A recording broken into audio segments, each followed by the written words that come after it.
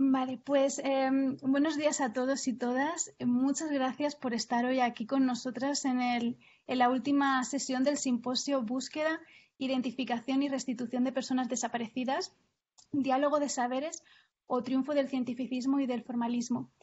He podido comprobar que muchos de los que están participando hoy como público pues ya nos han acompañado en sesiones anteriores del simposio o incluso en sesiones del seminario permanente del GIAS, pero hay otras personas que se han incorporado hoy por primera vez.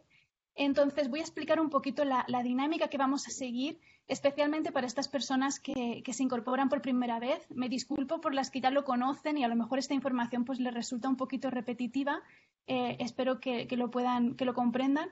Y bueno, aparte de esto, otra información más que les quería dar es que las sesiones se han estado grabando desde el inicio, que comenzamos en agosto, con el consentimiento de nuestros invitados. Y la idea es proporcionar estos vídeos en nuestro canal de YouTube del GIAS y en la página de Facebook. Entonces, si ustedes quieren, pueden dejar su correo electrónico y su nombre en el chat de esta plataforma y cuando los vídeos ya estén preparados, que ya se hayan terminado las ediciones, les compartiremos la liga para que puedan acceder a ese material y así los que no han podido ver las sesiones anteriores pues tienen acceso a ellas y los que quieran volver a ver la participación de algunos de nuestros ponentes pues igualmente tienen acceso a ese material.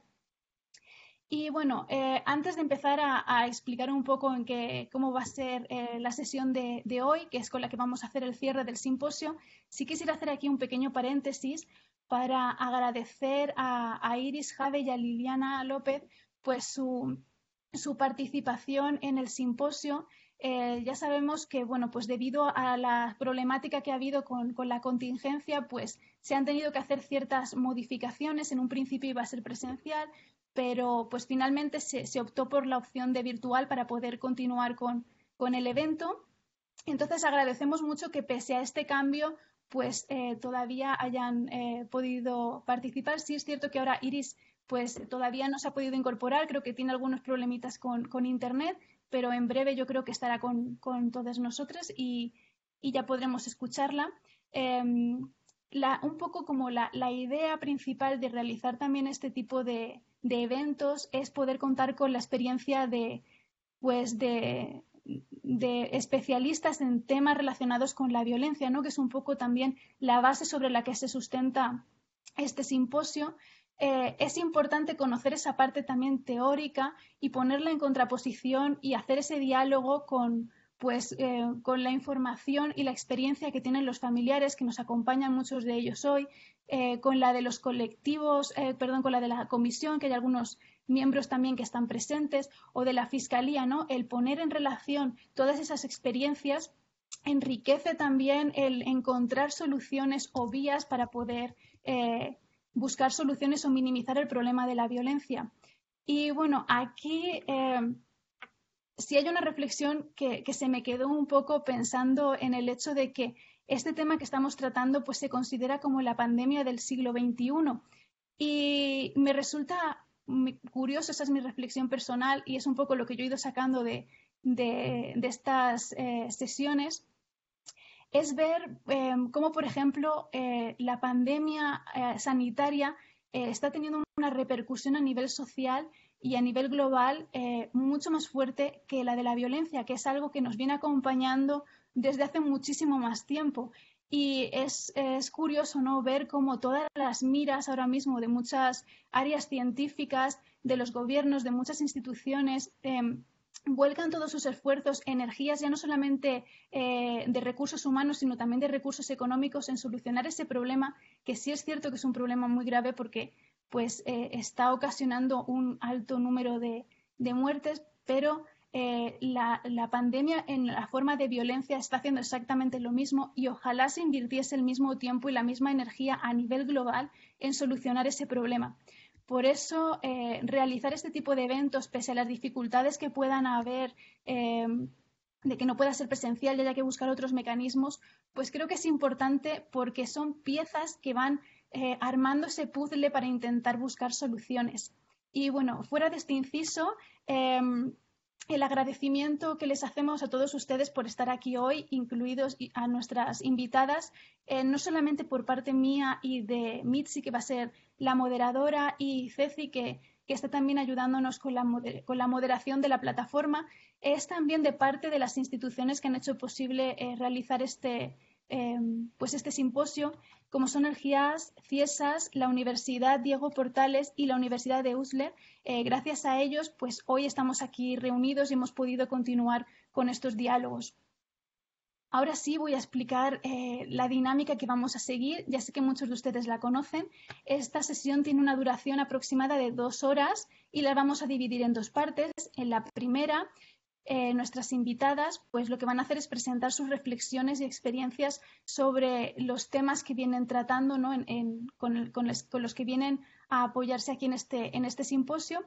Tendrán aproximadamente 20-30 minutos para explicarnos esas reflexiones, y después Mitzi, que va a ser la moderadora y ahora la presentaré, dará paso a la siguiente parte de la sesión, que esta sí está orientada al diálogo, y es aquí donde ustedes pues, pueden hacer sus preguntas a nuestras invitadas, a Lilo y a Iris.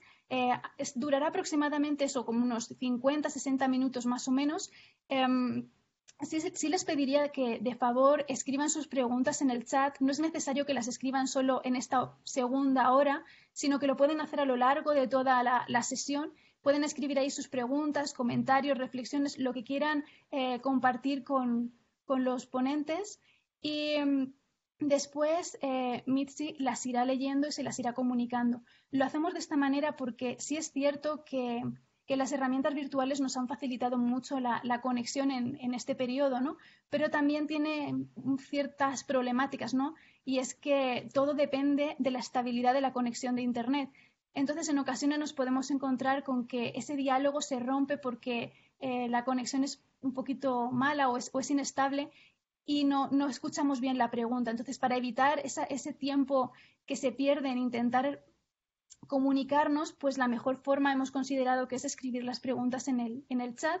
Ya una vez retomemos la dinámica habitual, que serán las sesiones de manera presencial, sí ahí podréis hablar directamente con los ponentes y ese diálogo pues sí será más fluido en otro sentido, pero espero que se entienda que lo hacemos de esta manera para agilizar un poco esta última parte y que todos puedan comunicarse y expresar sus opiniones. Con respecto a esto, otra cosa más que me gustaría comentarles es que se habrán dado cuenta que al iniciar la sesión y al entrar en la plataforma, por default los micrófonos están apagados y les pediría que se mantengan así durante toda la sesión, porque si estos se abren, que puede suceder por error, sin querer, cualquier circunstancia, el problema con el que nos encontramos es que a veces se acopla el sonido y entonces se produce como un eco y no podemos escuchar bien a la persona que está presentando su ponencia.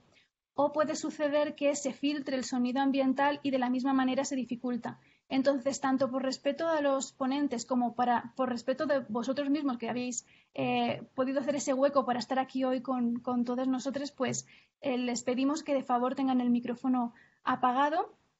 Y bueno, pues ahora sí voy a pasar a presentar a Mitzi, que ella va a ser la moderadora de este seminario.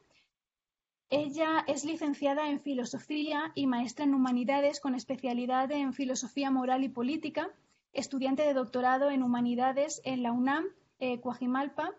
Forma parte del equipo del GIAS y entre sus temas de interés actuales se encuentran la desaparición de personas, el estado de excepción y derechos fundamentales, la biopolítica, el biocapitalismo, así como debates epistemológicos y políticos feministas. Entonces, Mitzi, te paso la palabra para que puedas dar comienzo a la sesión de hoy con la que cerramos el simposio.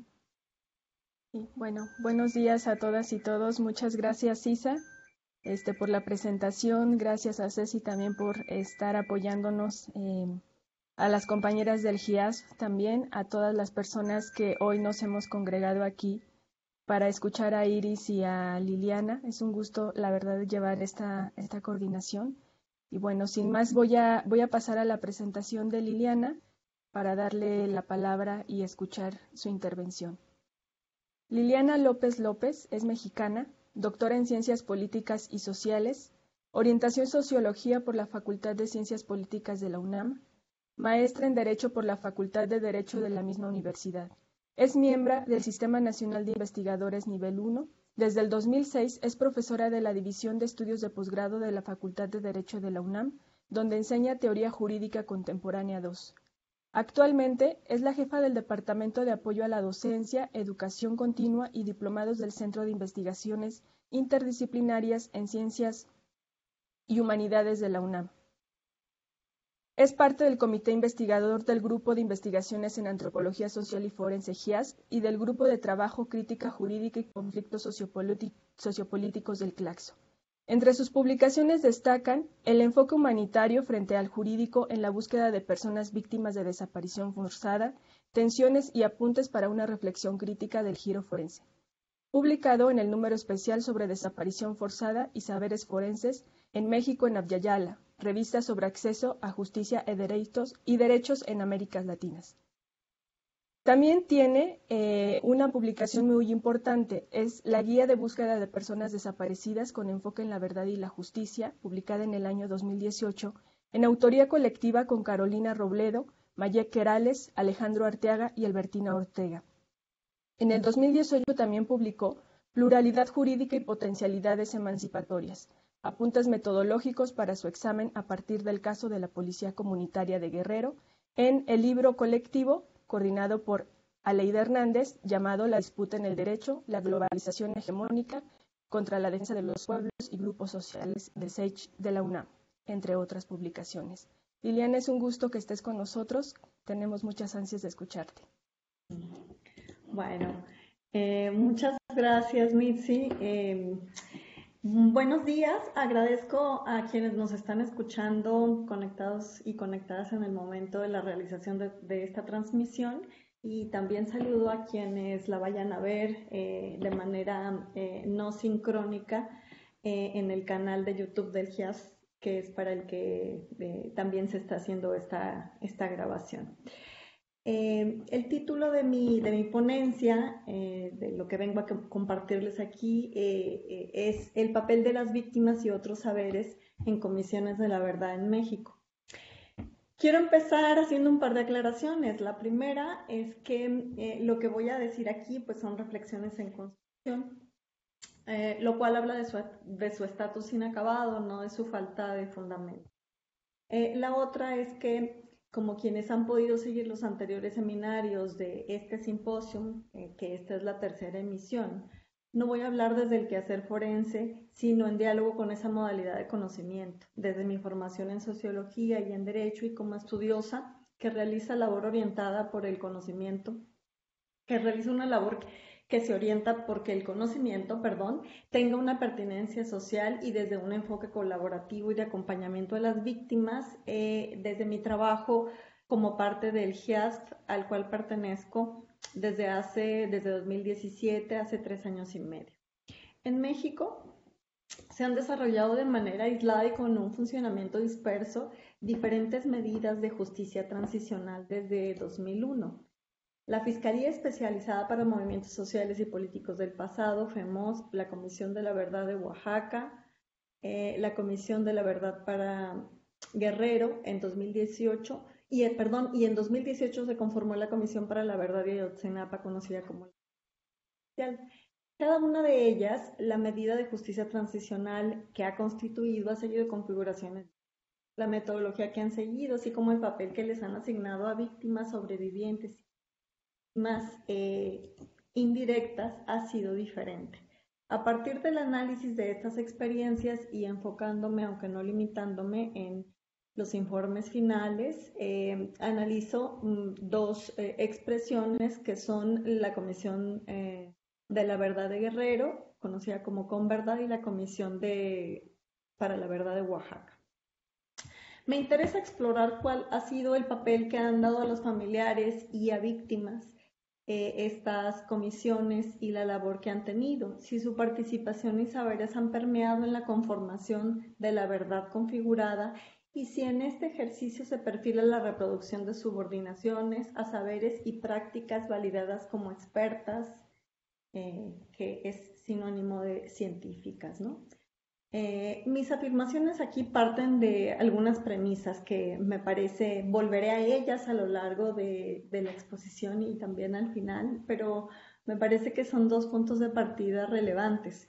La construcción de conocimientos, todos, también el científico, es una arena de disputa. Es una arena de disputa por los sentidos, por los significados, y en esa medida es una instancia política que valora o devalúa a ciertos saberes y conocimientos en detrimento de otros. Eso jerarquiza también como valoradas o devaluadas no solo a las disciplinas, a unas disciplinas frente a otras. Las científicas, es decir, las que sí son científicas, como las forenses, por ejemplo, por encima de las ciencias sociales, y a su vez la ciencia por encima de otros conocimientos. Además, también jerarquiza a las personas que las erigen. Ese es como el primer punto de partida. El segundo es que todo conocimiento es incompleto y parcial. La noción de verdad que flota en los mecanismos transicionales como las comisiones para la verdad está plagada de ambigüedades y disputas. Concentra por un lado las demandas y expectativas de una verdad social como un relato que pretende dotar de sentido acontecimientos llenos de atrocidad y dolor para las víctimas sobrevivientes, para las víctimas indirectas y para la sociedad en la que tuvieron lugar los eventos. Y que eventualmente intenta superar o ir más allá que la verdad legal inserta, en el mejor de los casos, en los expedientes jurídicos. Esto tiene intervención directa en las narrativas de la verdad legal y la verdad social. Satisfacer las demandas de verdad en contextos transicionales típicos o atípicos, como es el nuestro, el de México, es de suyo complejo. No hay conocimiento que de forma individual permita presentar respuestas a las preguntas donde las sociedades y las personas sobrevivientes del agravio se preguntan por qué pasó y cómo pasó lo ocurrido. En esos contextos, el uso de, por ejemplo, termografía y espectrografía permite observar un determinado espacio a distancia, identificar estructuras repetitivas de discontinuidad de la flora de una zona o región que puede conducir a la ubicación de sitios de enterramiento clandestino. La antropología forense puede indicar si los cuerpos allí enterrados han tenido lesiones antes, durante o después de la muerte, ante peri y post-mortem, que puedan ser indicativas de tortura. El análisis mitocondrial podría posibilitar, si se cuenta con un patrón de ADN para establecer la comparación, la identificación de la o las personas ahí halladas. El análisis de contexto de violencia en la zona podría ayudar a indicar el establecimiento de un patrón de acción por parte de un grupo criminal o un grupo de seguridad estatal, así como sus modos de operación, formas repetitivas o existentes de manera aislada de tortura, formas de inhumación. Pero con todos estos ejemplos quiero decir que ninguna, por separado, ninguna de las disciplinas, ninguno de los conocimientos puede responder la demanda de verdad, ¿sí?, en mayúsculas y de forma incontrovertible. El panorama es más amplio, complejo y dotado de sentido en la medida en la que esas disciplinas actúan en complemento y auxilio de las otras, en concierto para generar la comprensión, tanto como sea posible, del horror. Con estas premisas me interesé en averiguar si la participación de familiares y víctimas había tenido lugar más allá de los testimonios, tanto en los casos de víctimas sobrevivientes, y si había habido, y en el caso de víctimas indirectas, y si había habido, cuál había sido y qué efectos había tenido su incorporación en la gestación de estos dos casos de las comisiones. Primero hablaré de cuál fue la incorporación que tuvieron en el origen de cada una de estas, porque me parece que desde ahí se puede comenzar a rastrear la participación importante, fundamental de las víctimas. En el caso de la Converdad en Guerrero, es el impulso de las víctimas lo que permite su nacimiento. Un grupo de sobrevivientes la impulsó y aprovechó la coyuntura que hizo posible la emisión de una ley, la 932, de diciembre de 2011, donde se preveía la constitución hacia 2012 de la Converdad. Y ahí se mencionó también el lugar que tenía, el encargo que tenía para investigar las violaciones de derechos humanos durante la Guerra Sucia, pero solo las que estaban bajo la jurisdicción estatal, cuando se sabe que muchas de las violaciones fueron cometidas por autoridades federales. La Converdad había tenido como antecedente la FEMOSP, la Fiscalía Especializada para Movimientos Sociales y Políticos del pasado, que había tenido resultados fallidos que no habían llenado ninguna expectativa ni de justicia ni de verdad, ni de justicia porque no había habido, pese a las escasas órdenes de aprehensión, ninguna persona presa, ni de verdad. Porque construyó un relato amplio que habló de sucesos, pero no de responsables. Por su parte, la Comisión para la Verdad de Oaxaca también tuvo un nacimiento producto de la persistencia y del impulso de las víctimas sobrevivientes, en este caso. En 2014 se expidió el decreto legislativo local para conformar la Comisión de la Verdad de Oaxaca, pero no por eventos ocurridos en el pasado, a diferencia del caso anterior, que habían tenido lugar esos eventos en la década de los 60s y 70s, sino por una represión que tuvo lugar en ese mismo estado, en Oaxaca, tan solo 8 años antes, en 2006.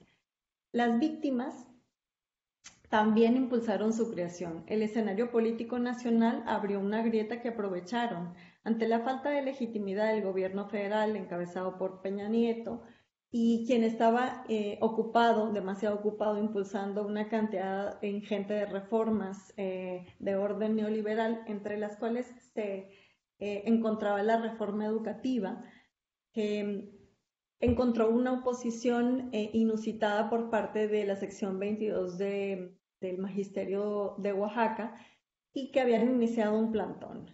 Como parte de las labores de negociación, de encuentro para resolver, ¿no? Las demandas y la oposición del magisterio, pues entraron en unas mesas de diálogo, en unas mesas de negociación, y algunos de los puntos que consiguieron, entre otros, fue la aprobación justamente del decreto de creación de la Comisión para la Verdad de Oaxaca. Desde aquí podemos ir calibrando algo que podría parecer evidente, que es el hecho de que quienes son las más interesadas, pues son las víctimas, ¿no? Y son las que en diferentes casos, estos son ejemplos, pero hay muchos a lo largo de América Latina donde quienes las impulsan son las víctimas. En el caso de su integración también, por lo menos en el caso concreto de la Converdad, tuvieron un peso la participación, incluso incorporando a víctimas, a diferencia del caso de Oaxaca. La Converdad estuvo integrada por 5 comisionados propuestos también por las víctimas, 3 varones y 2 mujeres, con trayectoria personal y profesional, que permitía, por un lado, asegurar la autonomía y que permitió también un diálogo importante con el comité impulsor, que había sido de algunos sobrevivientes y de familiares de víctimas. Entre los comisionados se pudo integrar a Nicomedes Fuentes, sobreviviente y activista, que también había impulsado su creación, sobreviviente de la Guerra Sucia, que también estuvo preso y que había participado en una de las organizaciones guerrilleras activas y perseguidas durante el periodo. Al respecto, Nico refiere la reticencia de esta integración levantada por algunas voces que se decantaban por expertos. Y aquí comenzamos a ver cómo esta tensión entre la jerarquización de saberes se va haciendo presente. En una entrevista a profundidad hecha que le hice, decía: no se daba un centavo por las víctimas. En la opinión de algunas personas, una persona en particular decía que la Comisión de la Verdad debería estar formada por altos personajes, altas personalidades representativas y expertas en la defensa de derechos humanos. les planteamos que las víctimas, o sea, nosotros, a las víctimas que nosotros deberíamos conformar y encabezar esta comisión que trabajaba para las víctimas. Finalmente le integraron cinco comisionados, como ya refería, y la participación de Nicomedes fue decisiva, como vamos a ver un poco más adelante. Por su parte, la Comisión para la Verdad de Oaxaca estuvo integrada por tres integrantes, 2 varones y una mujer, y 2 de ellos, los 2 varones, fueron una propuesta impulsada por la sección 22 del Magisterio, y la otra, que fue una propuesta gubernamental, y la tercera, la del otro varón, fue una propuesta conjunta donde fue aceptada y sostenida tanto por víctimas como por el lado gubernamental. Ahora me gustaría hablar acerca de la organización y metodología del trabajo de ambas comisiones.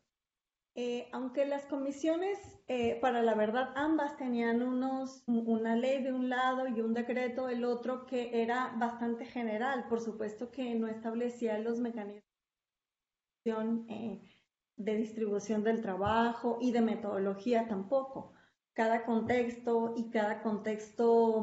regional además tiene pues retos en específico, y estas comisiones organizaron su trabajo y la metodología pues ajustándolo a medida que fueron trabajando.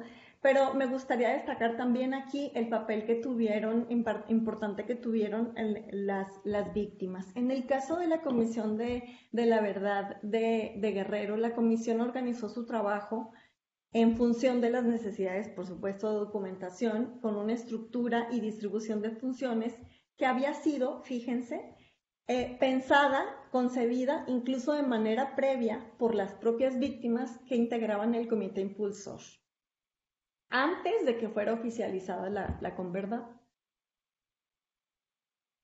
Se dividió en 3 subcomisiones: la jurídica, encargada de recopilar los testimonios que eventualmente pudieran ser considerados y remitidos a la autoridad que persiguiera los delitos. Documental, encargada de la revisión de los archivos, Archivo General de Nación, de la Secretaría de la Defensa Nacional, Archivos del Estado, entre otros. Y una comisión de búsqueda, encargada de recopilar información de posibles entierros clandestinos y de salir al campo. En esta última comisión, el aporte de las víctimas fue decisivo. Se integró una metodología de localización de datos e información clave que condujo al hallazgo, exhumación y posterior identificación de 2 personas. Aquí estuvieron presentes en las búsquedas de campo los comisionados, pero también algunas víctimas del comité impulsor, así como en la mera localización. El hallazgo fue posible gracias a la labor anterior de las víctimas que habían identificado testigos del evento. Aquí abro una cita donde refiero el testimonio de una entrevista que le hice de manera conjunta a 2 de los comisionados, a Pilar Noriega y a Nicomedes Fuentes. Y me explicaban que una comisión de búsqueda que esté ahí, pues ahí participé yo, dice Nicomedes, que él participó en la comisión de búsqueda, esta que salió a campo. Dice, participé yo y otro compañero, 2, que ya no tenía mucho que hacer en la oficina, y le dijimos, bueno, vete al campo, vete, platica con la gente, busca información, algún detalle, no se lo comentes a nadie, me lo comentas a mí, tú y yo vamos a centralizar esa información por lo delicado que puede ser. Y establecieron pues la estructura pues, muy de secrecía que garantizara no solamente el no flujo de la información para que pudiera para evitar que pudiera fugarse, sino también garantizando pues de manera anónima que fueran los testimonios dados de manera anónima para resguardar por supuesto la seguridad. En escenarios tan delicados donde vemos que aunque hayan pasado más de 40 años de los eventos, sigue abierta una herida social y en ese sentido la confianza que puedan generar quienes participan en estas comisiones es un elemento subjetivo fundamental que posibilita el funcionamiento y los resultados de las comisiones. Aunque otras personas pueden contribuir a generarla, el hecho de que participen víctimas les dota de una autoridad moral de inicio, como agraviadas y directas interesadas, porque su participación excluye de inicio, cuando menos, que constituyan ellas mismas una amenaza. Pilar refrenda, Pilar Noriega, la otra comisionada de la entrevista, refrenda. También para que la gente se animara a darnos testimonios, gente que no le había dado testimonios, no lo había hecho ante ni la Comisión Nacional de Derechos Humanos ni la FEMOS, fue el hecho de que estuviera como comisionado Nicómedes.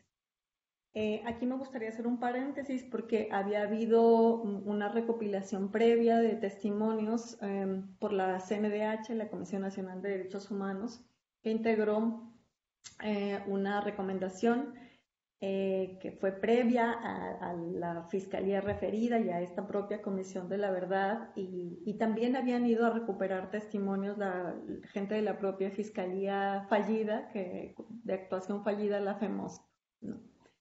La confianza está asociada aquí no solo al hecho de que quien se acerca no represente amenaza, sino también al empleo de las formas comunicativas más próximas a las personas, que reducen la distancia y exclusión que imponen los términos expertos. Nicómedes lo ilustra al contar la participación de un trabajador de la Converdad que además también había sido víctima. Él dice, él conocía las comunidades, conoce la región, conoce a las víctimas y entonces a él le tienen confianza.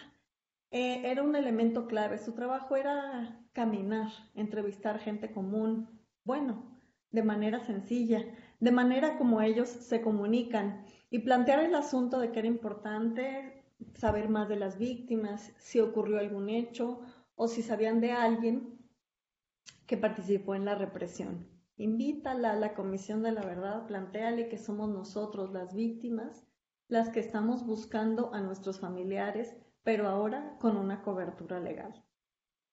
De otro lado, la organización y metodología desarrollada por la Comisión para la Verdad de Oaxaca, en ella fueron las víctimas quienes dieron la posibilidad de documentar una gran cantidad de violaciones en un tiempo relativamente corto, no solo porque dieron a conocer a los comisionados la ubicación, identidad de sobrevivientes que pudieran dar su testimonio, sino también con la provisión del elemento, como ya hemos referido en este punto, de confianza que posibilitó el testimonio de personas que de otro modo no hubieran confiado. Diego Enrique Osorno, uno de los comisionados entrevistado también por mí, refiere el impulso que les habían dado las propias víctimas a dos de los comisionados y que permitió retomar los testimonios superando las diferencias que existían entre algunos sectores de víctimas.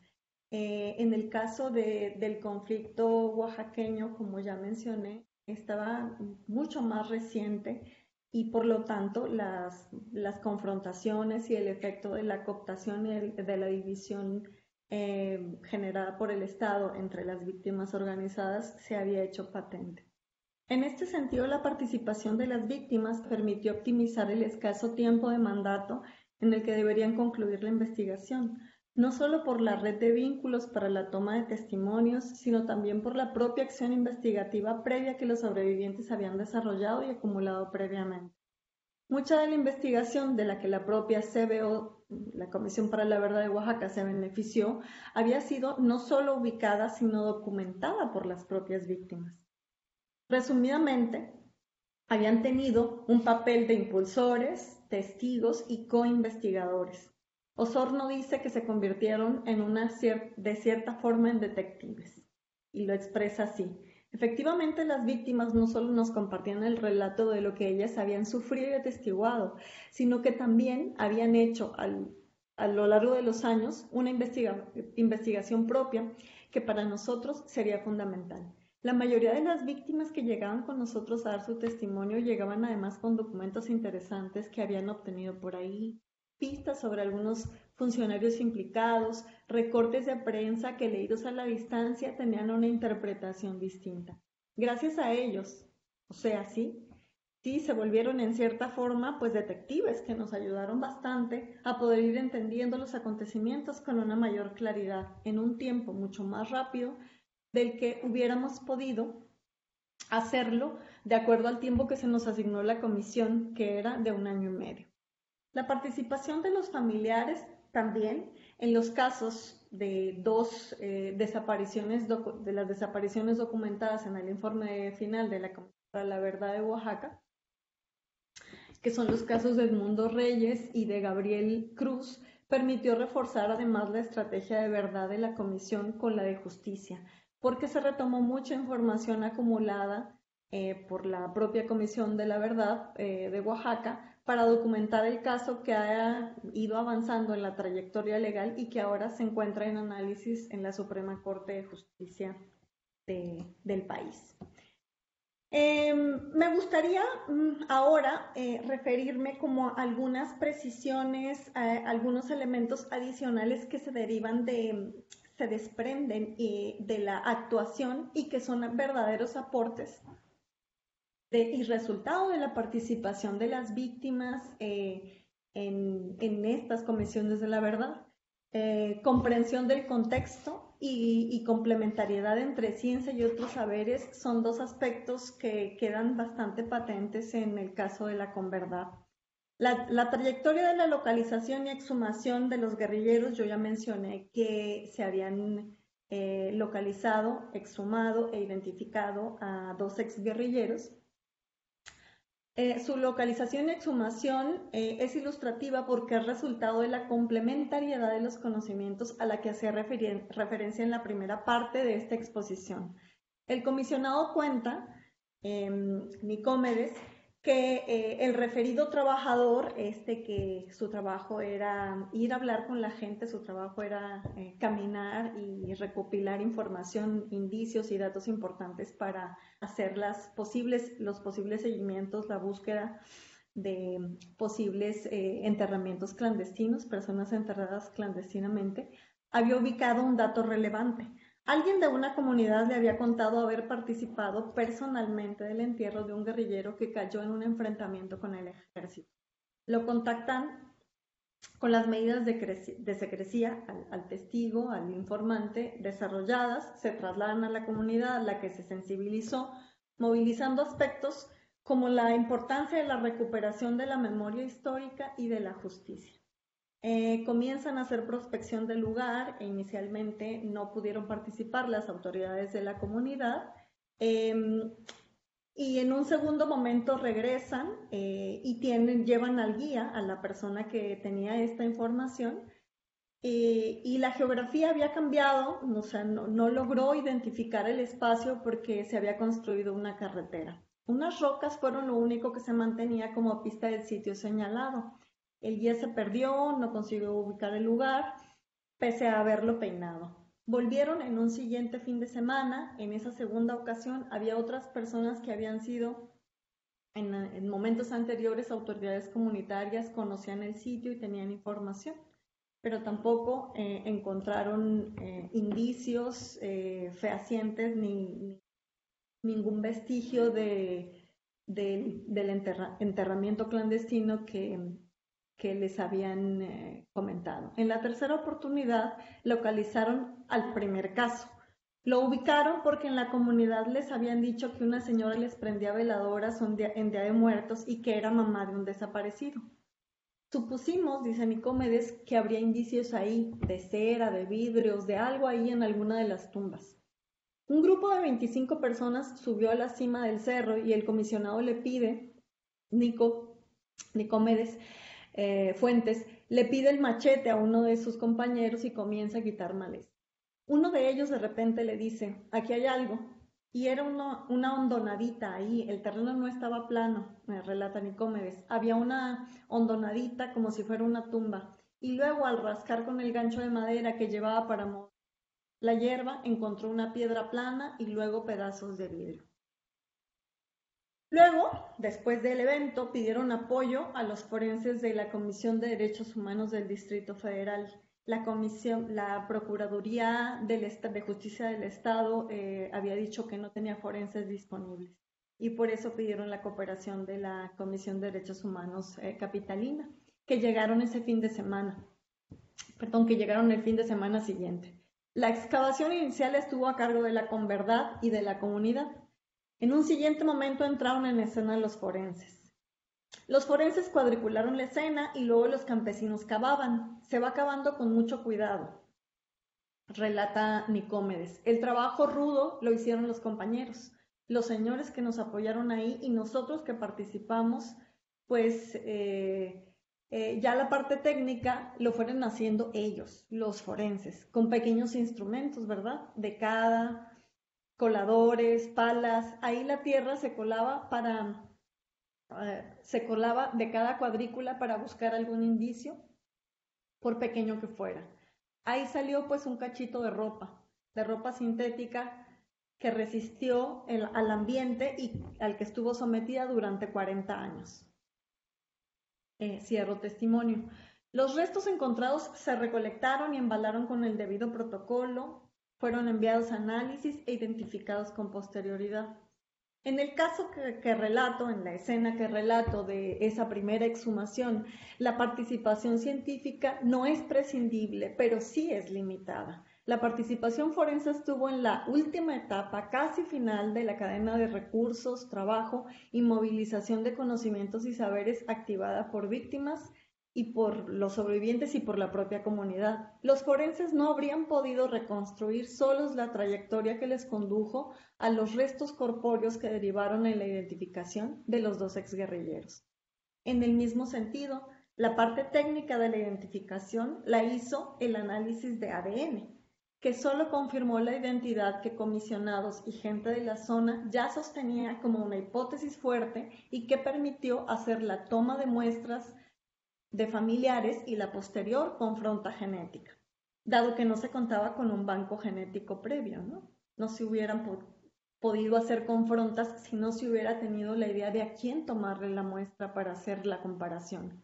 Se tenían conjeturas de quiénes podían ser los familiares y por lo tanto la identidad del guerrillero encontrado gracias al contexto. El conocimiento de la edad aproximada de la persona fallecida por parte del pueblo y de los exguerrilleros de la zona donde había sido caído Samuel, que era el seudónimo que tenía el exguerrillero encontrado para el clandestinaje.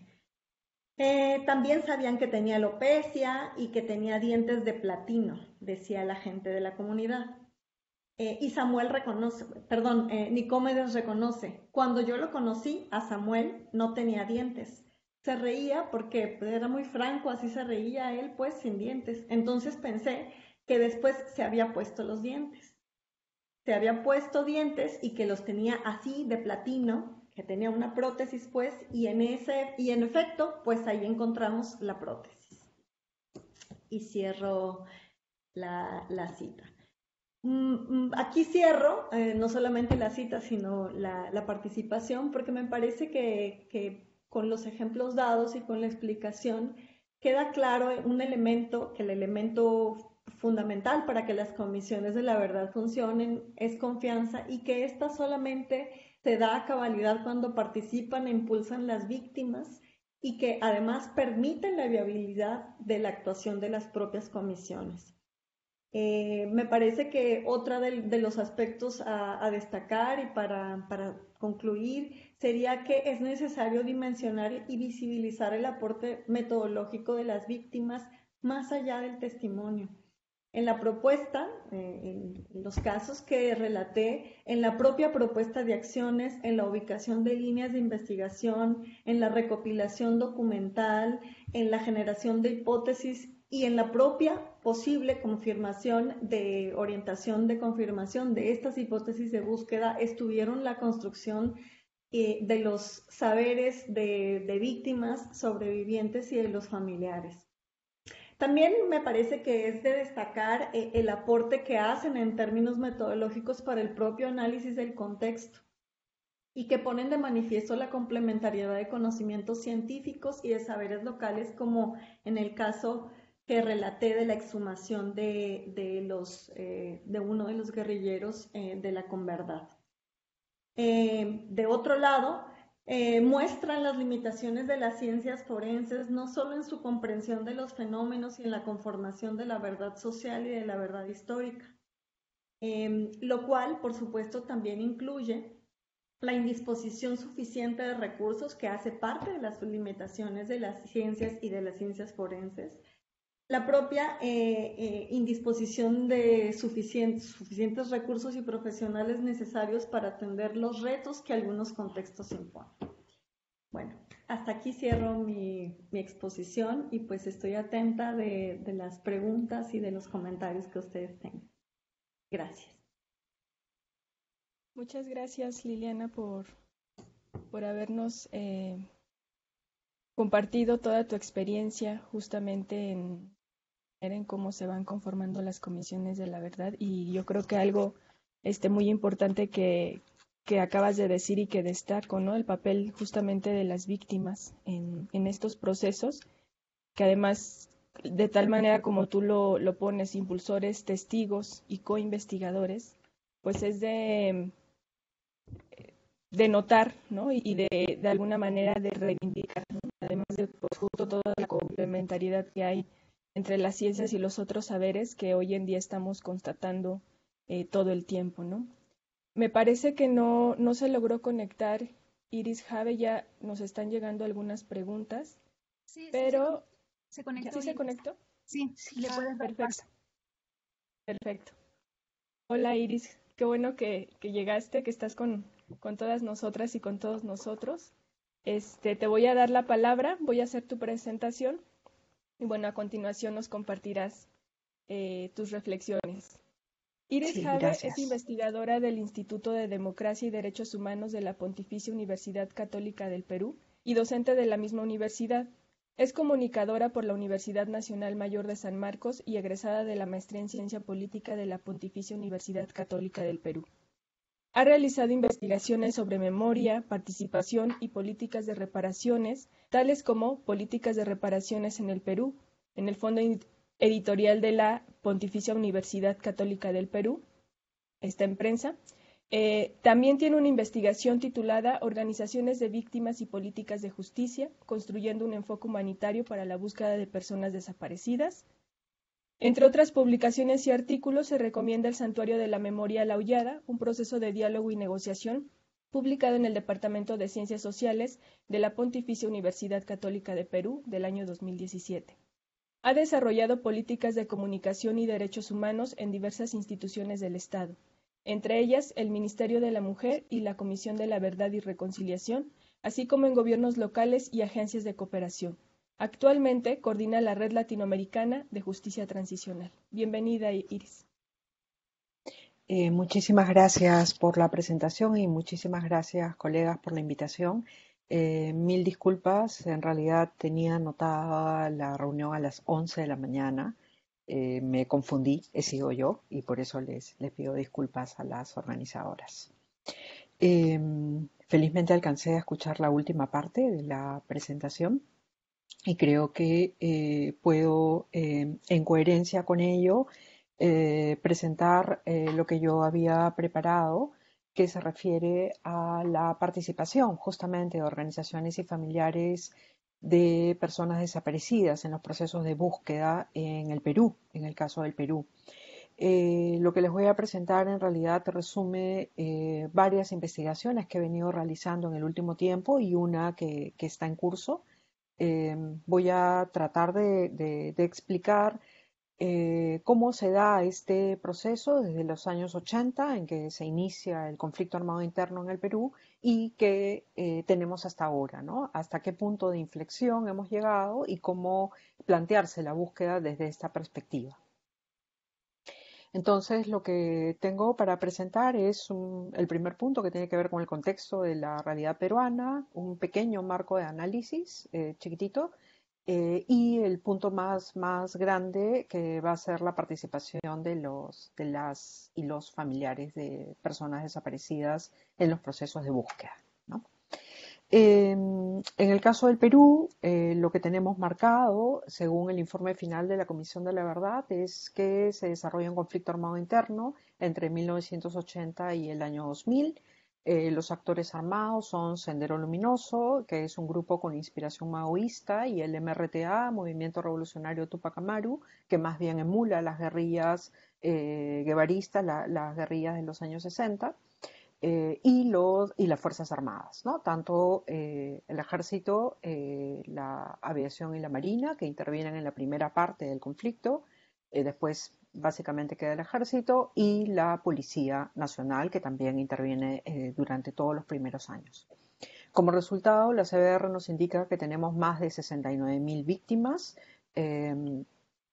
Quiero detenerme aquí un poquito sobre el perfil de las víctimas. Estamos hablando de que el 75% de esas víctimas es población quechua hablante, cuya lengua materna es el quechua, procede del campo, del ámbito rural y es pobre, ¿no? Esas tres características marcan al 75% de víctimas del conflicto armado interno. Entonces, lo que eso nos dice, el informe final de la CBR se extendió largamente en esta indagación, es que esto nos da cuenta de una larga discriminación social, cultural, histórica, ¿no? que viene desde hace muchísimos años en el país, que se mantiene todavía, lamentablemente, y que también se vio reflejada en el conflicto, imaginando, por ejemplo, desde las estrategias contrasubversivas, que la persona que procedía del campo, que era yacuchana o que hablaba quechua, podía ser de Sendero Luminoso, ¿no? Podría pertenecer a Sendero Luminoso. También la CBR nos dice que hay 4.644 sitios de entierro. Como también es de conocimiento público, durante la Comisión de la Verdad y Reconciliación se practicaron 2 exhumaciones a modo de ejemplo para ejemplificar lo que significaba este proceso de búsqueda de verdad, y se identificó a partir de información, no con investigación forense, sino a partir de investigación en base a información de las ONGs, del Ministerio Público, que se estimó que habría 4.644 sitios de entierro.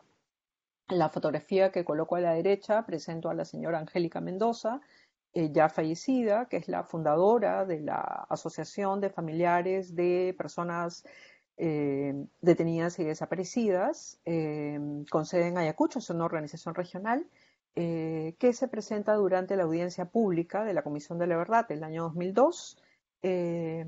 Ella está mostrando en ese papelito el nombre, la frase que le envía su hijo desde el penal, que es detenido, es uno de los tantos detenidos, Arquímedes Ascarza, donde le dice: mamá, por favor, busca un abogado, busca ayuda, que estoy detenido, ¿no?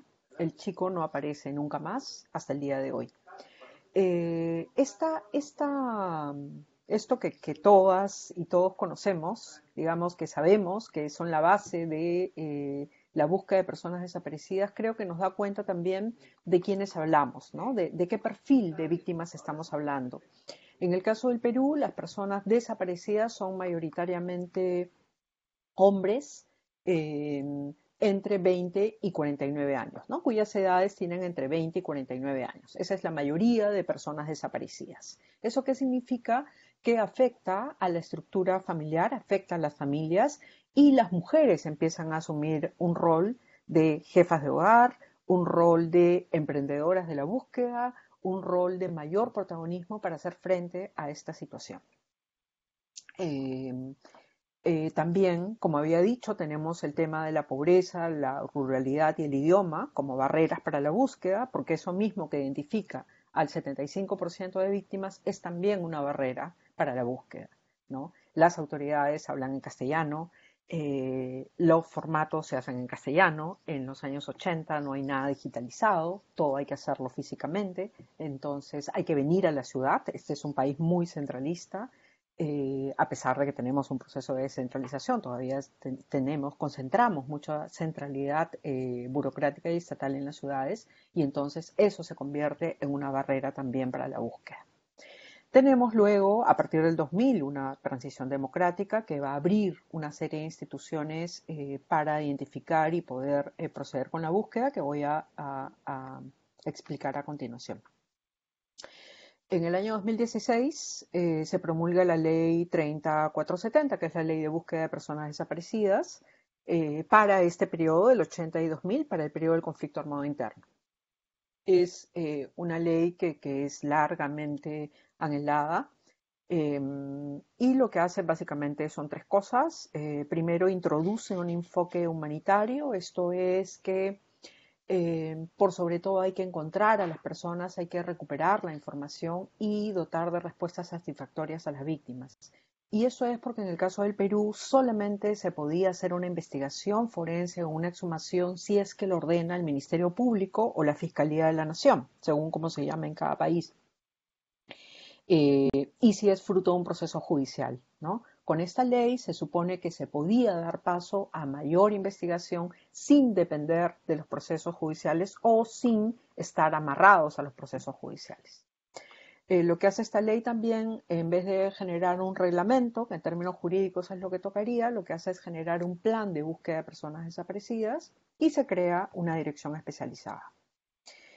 ¿Qué tenemos al 2020? Tenemos 200, el RUF es el Registro Único de Víctimas, que también es el registro creado por el Estado peruano en el 2007, y de lo que se habla es que hay 229.000, casi 230.000 víctimas, ¿no? Esto incluye no solamente personas desaparecidas, incluye personas muertas, personas desplazadas o personas con algún tipo de afectación por violencia política, ¿no? Ese es el universo.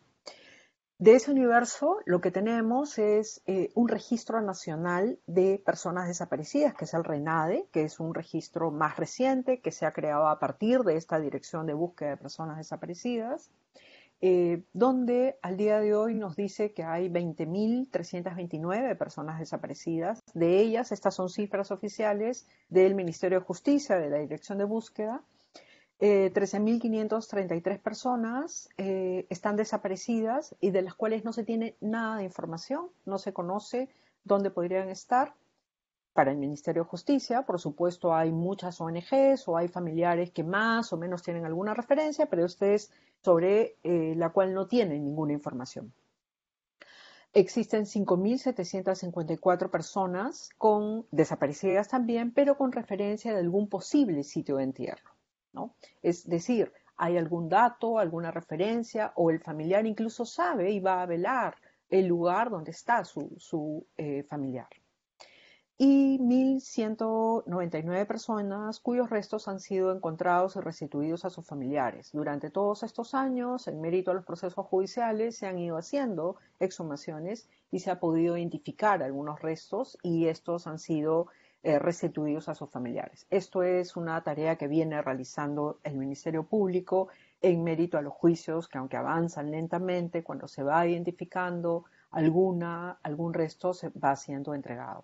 Sin embargo, se calcula que hay cerca de 1.000 restos en el Ministerio Público que todavía no han sido identificados. Entonces, el marco de análisis, como les decía, solamente quiero presentar cuáles son esos recursos que han ido adquiriendo las organizaciones de familiares de víctimas y cuáles son las barreras que se han encontrado en la participación para la búsqueda de personas desaparecidas. Estoy tomando este texto de Safwan y Tacha del 2018 que lo que nos dice es cómo promover, ellas hacen un trabajo para ver cómo se promueve la participación activa de las y los familiares en los procesos de búsqueda como un mecanismo de justicia transicional, ¿no? Entonces colocan tres elementos fundamentales. En primer lugar, la expresión de demandas, el generar no solamente la denuncia pública, sino también las demandas de justicia, verdad, en distintas instancias. La incidencia social, la incidencia política, para que se pueda llegar a fortalecer y a encontrar a los familiares, y la transformación de relaciones, cómo se van transformando las relaciones entre el Estado, la sociedad, para que esto se lleve adelante. Entonces, entro al punto que me interesa presentar, que es la participación de víctimas y familiares como un conjunto de acciones para visibilizar demandas y exigir respuestas. Y ahí voy a presentarlo con dos puntos: la participación en perspectiva, una mirada desde el 80 al 2016-2020, digamos, hasta el 2016 está hecho en forma documentada en base a una investigación en curso, y del 2016 al 20 es en base a la información oficial. Y la política pública de búsqueda. Entonces, ¿qué tenemos? En primer lugar, lo que tenemos con la participación de las familiares, y como digo, son mujeres las que se organizan primero porque están buscando a esos padres, hermanos, esposos o hijos que han sido desaparecidos. Entonces, la primera participación se da en el proceso de denuncias, de recorrido de lugares, recorridos de instituciones públicas, y se forman las primeras organizaciones. Estoy hablando básicamente de Ayacucho, de Junín y de Lima, donde Ayacucho es la región más afectada por el conflicto armado interno, donde se empiezan ocurren estos hechos, y no es que las mujeres dirigentes ahora de estas organizaciones se hayan quedado pasivas, ¿no? Sino que por el contrario, quechohablantes, pobres y procediendo del campo, vienen a la ciudad a interpelar, a cuestionar, a buscar a sus seres queridos. En segundo lugar, una segunda característica tiene que ver con el rol de las ONGs, de las organizaciones no gubernamentales de derechos humanos, de las iglesias católicas, evangélicas, y de organismos internacionales, ¿no? Que intervienen rápidamente también para brindar asistencia legal, para hacerse eco de estas denuncias, y realizan campañas o una serie de acciones o generan visitas internacionales para dar cuenta de esta situación.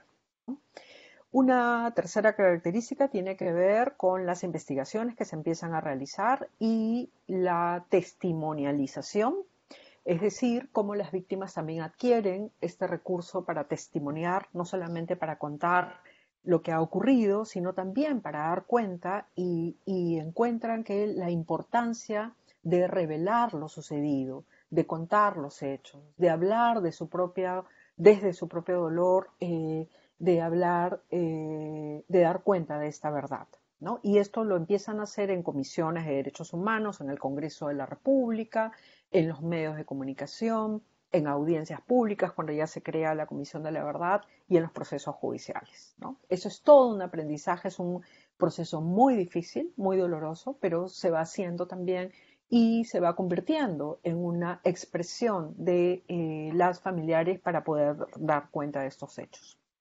La cuarta característica tiene que ver con la memorialización, es decir, todas las prácticas que se empiezan a implementar, los sitios que se empiezan a generar, sitios de conmemoración y prácticas para recordar a sus seres queridos. Esto, como sabemos, va a ser muy importante después en términos de memorias que se van incorporando en las narrativas y que van simbolizando una expresión de reconocimiento de esta situación.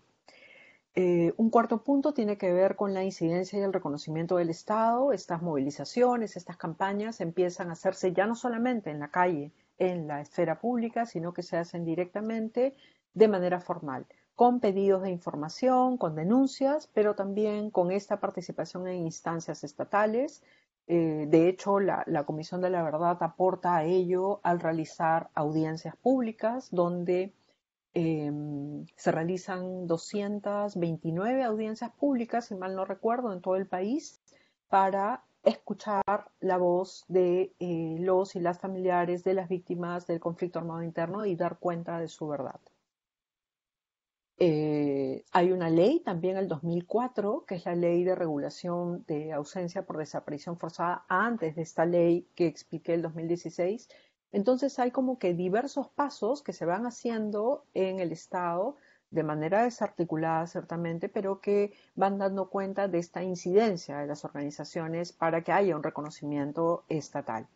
Y finalmente, una última característica que hemos identificado es el acompañamiento emocional que las propias víctimas van generando en todo el proceso como un eje transversal. Es decir, ante una situación tan difícil como que les toca vivir con la desaparición de un familiar, algunas adquieren, gracias a las ONGs o a las iglesias, algún tipo de acompañamiento psicosocial. Pero luego ellas mismas, en este caminar, en este aprendizaje, en esta organización, van adquiriendo algunas herramientas de acompañamiento emocional para poder ir juntas en este proceso de búsqueda y de lucha. Y yo no soy psicóloga, pero no es un tema menor, creo que es un tema también que ha permitido la asistencia y el soporte de las propias organizaciones para seguir adelante. Entonces lo que tenemos es esta organización o esta construcción de una agencia de las organizaciones que se basa en los procesos de incidencia, que desarrolla una serie de estrategias frente a un contexto adverso y que genera un cierto consenso entre distintas asociaciones y entre los propios actores. En un segundo lugar, les quiero presentar, voy mirando el tiempo también, cómo se organiza entonces la política pública sobre búsqueda de personas desaparecidas en el Perú. ¿Cómo intervienen los familiares en esta política? Había dicho que estamos hablando de un conflicto armado interno que se desarrolla entre el 80 y el 2000 y recién el 2016 se aplica, se aprueba esta ley para la búsqueda de personas desaparecidas, ¿no? 36 años después. ¿Por qué se demora tanto? ¿No? ¿Qué ocurre? Y como dije en el punto anterior, hay una serie de acciones de agencia de las propias víctimas para que esto ocurra, ¿no? Y el propio Estado va avanzando lentamente. Entonces, ya había dicho, dado cuenta de las primeras acciones de búsqueda, la ANFACEP, esta primera organización de víctimas que se crea, se funda en el año 83, casi al inicio del proceso de violencia, ¿no? Pero durante todos esos años hay poca atención de manera integral de parte del Estado. Se reciben algunas denuncias, hay alguna investigación fiscal o se tiene que hacer las denuncias desde las comisiones del Congreso, pero no hay muchas respuestas. En el 2001 hay una regulación de la investigación fiscal para que pueda haber por fin algún tipo de atención mayor sobre el proceso de búsqueda y finalmente con el informe final de la Comisión de la Verdad del 2003 se da un plan nacional de intervenciones antropológico-forenses, de ahí sale la cifra de más de 4.000 sitios de entierro. De hecho, la Comisión de la Verdad se convierte en una ventana de oportunidad para que se despliegue con mayor atención la búsqueda de personas desaparecidas, ¿no? También en el año 2003 el Ministerio Público organiza un equipo forense especializado que no existía hasta entonces. Solamente teníamos el equipo forense, el equipo peruano de investigaciones forenses, que es un equipo especializado en forenses privado. Ellos funcionan como una ONG, pero no teníamos algo en el Estado, ¿no? ¿Qué barreras tenemos aquí? La barrera de los procesos judiciales, ¿no? Los procesos judiciales porque se entiende que la búsqueda solo puede pasar por los procesos judiciales. Si no hay evidencia, si no hay pruebas, no avanza el proceso. Si no hay información, si no hay culpables, si no hay identificación de cuerpos, no se avanza y entonces se queda detenido. En segundo lugar, la desarticulación de parte del Estado, que lo que tenemos es que por un lado puede ser que en el Ministerio de Justicia se avance un poco o en el Ministerio Público, pero no de parte del Ministerio de Defensa o del Ministerio del Interior no hay información. No dan información sobre los efectivos militares involucrados, por ejemplo.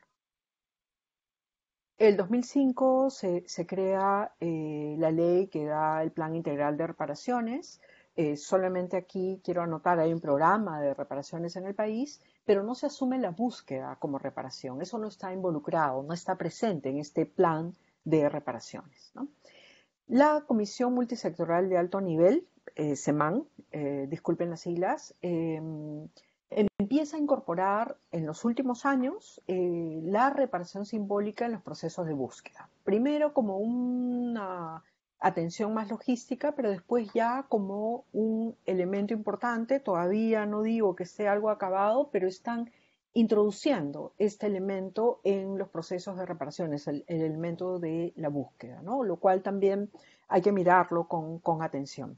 ¿Qué barreras tenemos? Tenemos una diferencia entre el número de personas desaparecidas y el número de exhumaciones y restituciones, porque todavía hay una desarticulación en el manejo de cifras del propio Estado. El Ministerio Público no termina de revelar cuáles son las cifras reales de las exhumaciones realizadas y las restituciones. Y por otro lado, la Dirección de Búsqueda tiene el número de personas desaparecidas, como les presenté en el universo inicial, pero no hay una articulación todavía, hay muchas tensiones entre ambas instituciones para llevar adelante el proceso de búsqueda. Y el otro elemento es que el Estado no disponía de una instancia para atender este proceso, para atender las denuncias de los familiares, para abordar esta problemática. Por eso es que se crea la ley, ¿no? Perdón, he retrocedido, creo. Ya.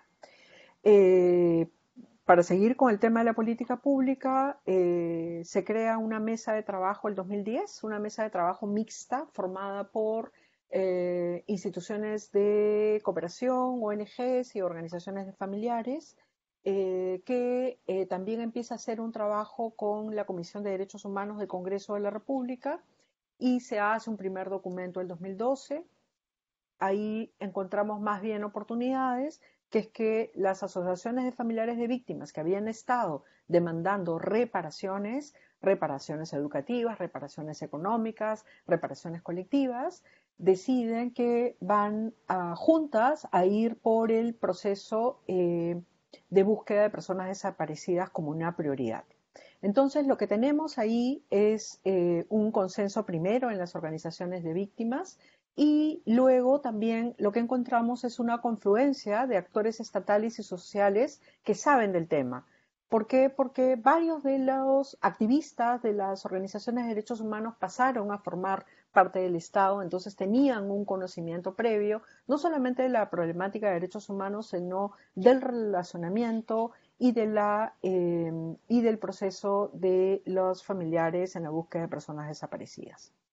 Como resultado tenemos la ley que tiene, solamente voy a destacar estos 4 aspectos, la ley de búsqueda que se da en el 2016, lo primero que había señalado ya como enfoque humanitario, lo segundo es que define quién es la persona desaparecida, a quién se va a buscar, y aquí me quiero detener solo un momento porque en contraposición o como complemento a la ley de reparaciones que excluye a las víctimas vinculadas a los grupos subversivos, no pueden recibir reparación quienes hayan estado vinculados a Sendero Luminoso, al MRTA, o sean los hijos o los familiares o los descendientes. En el caso de la ley de búsqueda se incorpora a todas las personas desaparecidas. Es decir, se puede buscar a todas las personas que hayan sido desaparecidas a causa del conflicto armado interno sin importar si dependió, si perteneció o no perteneció a un grupo,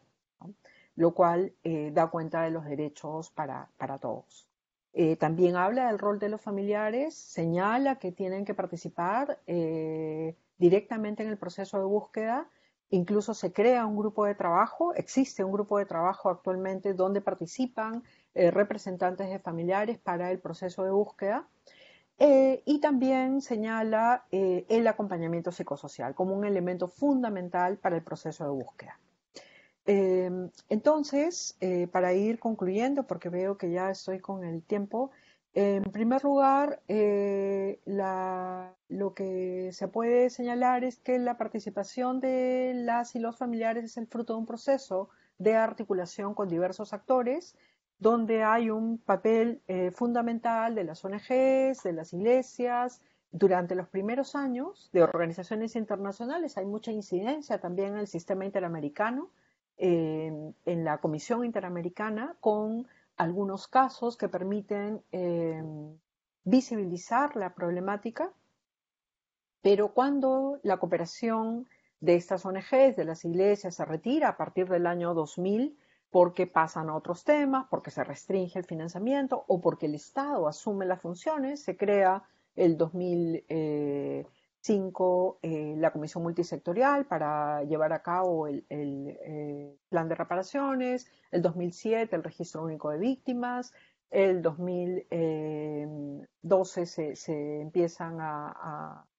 señalizar programas de reparaciones en educación, el 2016 la ley de búsqueda. Las organizaciones empiezan a cobrar mayor protagonismo y desarrollan una serie de recursos y aprendizajes que habían ido adquiriendo en los años 80 y 90, que las sostiene y las empodera en su relación con otros actores y sobre todo con el Estado.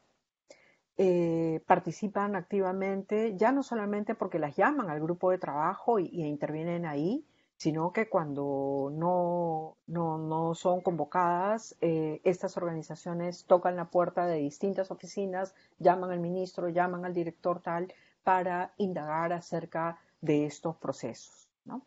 Entonces, la ley en realidad es resultado de un proceso multiactor donde ha habido intervención de las organizaciones de familiares, pero también de actores estatales e instituciones especializadas. Sin embargo, lo que tenemos es una desarticulación, como decía, del propio Estado.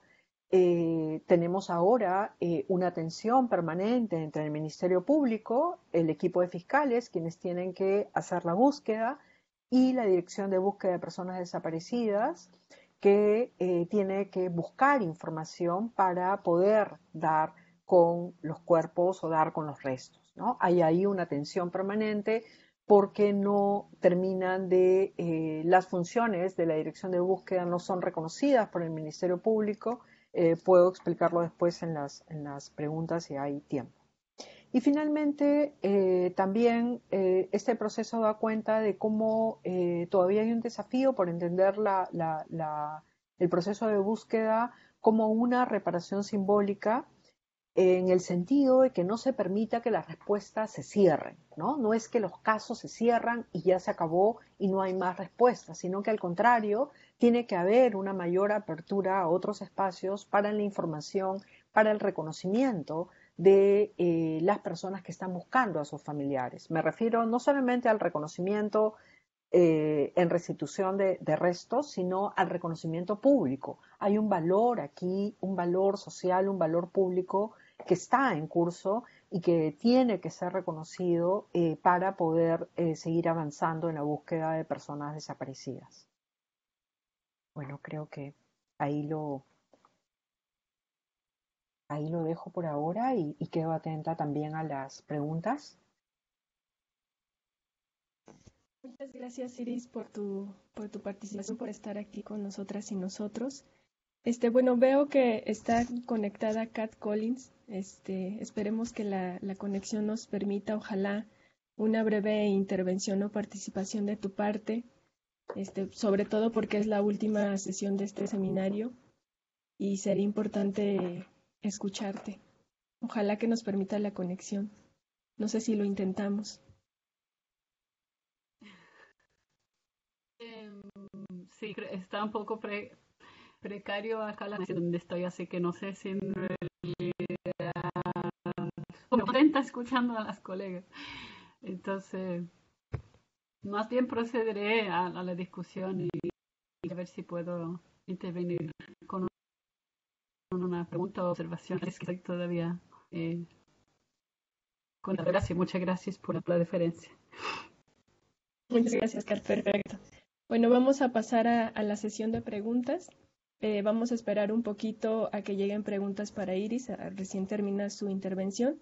Vamos a darte la palabra a ti, Lilo, aprovechando que que ya tenemos varias anotadas, algunas muy parecidas entre sí, entonces voy a tratar como de unirlas para que sea mucho más sencillo para ti responderlas. Justo respecto a la experiencia que tú tienes en las comisiones de verdad en los casos que comentaste, te preguntan primero si en esos casos se contempló generar mecanismos para generar acciones colectivas para la memoria. Pues esa sería la primera pregunta. La segunda pregunta sería si respecto a los datos obtenidos al cuidar el anonimato de quien ofrece información, se puede desestimar, valga la redundancia, que dicha información sea tomada como dato de prueba en una investigación judicial, específicamente en un peritaje. También respecto a la experiencia, respecto a las comisiones de la verdad de Guerrero y Oaxaca, les gustaría saber cuál es tu opinión respecto a la participación y beneficio justo de los antropólogos forenses nacionales e internacionales, pero también la participación del trabajo de los antropólogos sociales en este tipo de procesos. Y finalmente, quisieran saber cuál es tu perspectiva precisamente sobre la Comisión de la Verdad para el caso de los 43 estudiantes de Ayotzinapa y la participación de especialistas internacionales. Lilo, te damos la palabra.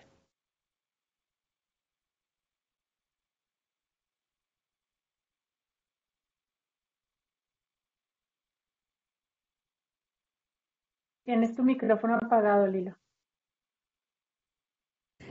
Perdón, ¿me podrías repetir la segunda que tiene que ver con la información recuperada por las comisiones de la verdad y su vínculo con la investigación judicial y los peritajes? Pero no entendí muy bien qué era lo que preguntaban en la segunda. Sí, en este proceso de cuidar el anonimato de quien ofrece la información, sí, justamente este criterio de anonimato no obstruye que esta información sea utilizado como dato de prueba en una investigación judicial, específicamente en un peritaje. Bueno, a ver, voy una por una. Si ha habido en algunos de los casos, yo aquí me referí solamente a aspectos de esta construcción de justicia transicional que atiende uno de las formaciones institucionales que son las comisiones para la verdad, pero los mecanismos de justicia transicional pues son amplios, ¿no? Un engranaje, pero otro constituiría, por ejemplo, la persecución y búsqueda de responsables, el armado de los casos penales, con vistas a la justicia, implica también, por supuesto, debería implicar en una propuesta integral, transicional, mecanismos de memoria y de reparación. Reparación que puede ser, pero no solamente reparación material, ¿no?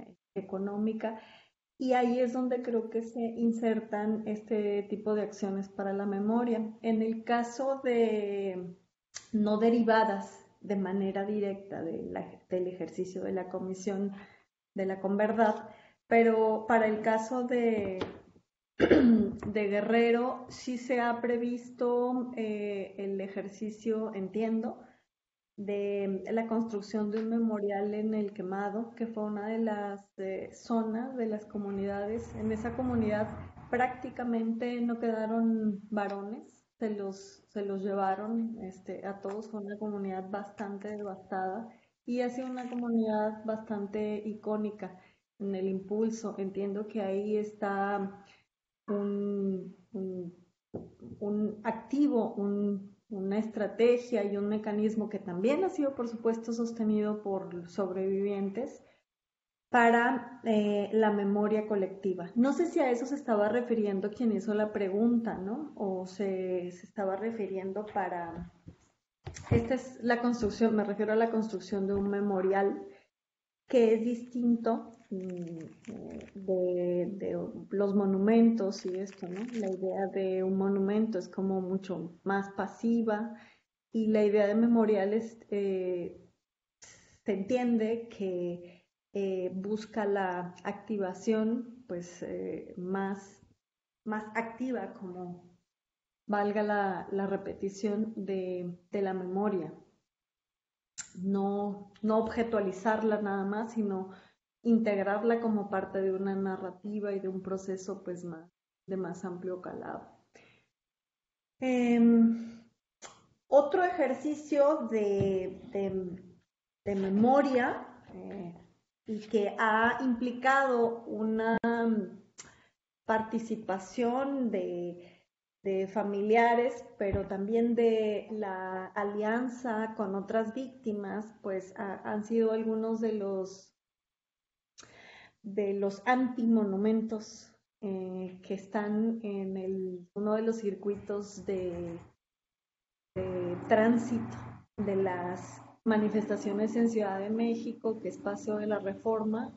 Mayek Geral es una de nuestras integrantes del comité investigador del CIAS, recién hacía una columna donde documentaba muy brevemente, pero de manera consistente, el ejercicio colectivo de memoria que suponen estos antimonumentos. Porque a diferencia de un monumento tradicional que tiene una figurita y que uno pasa por ahí, se convierte como una referencia del tránsito casi, ¿no? Así, no, ahí la estatua de Colón y no sé qué, y nadie sabe por qué está ahí y qué fecha ocurrió tal cosa.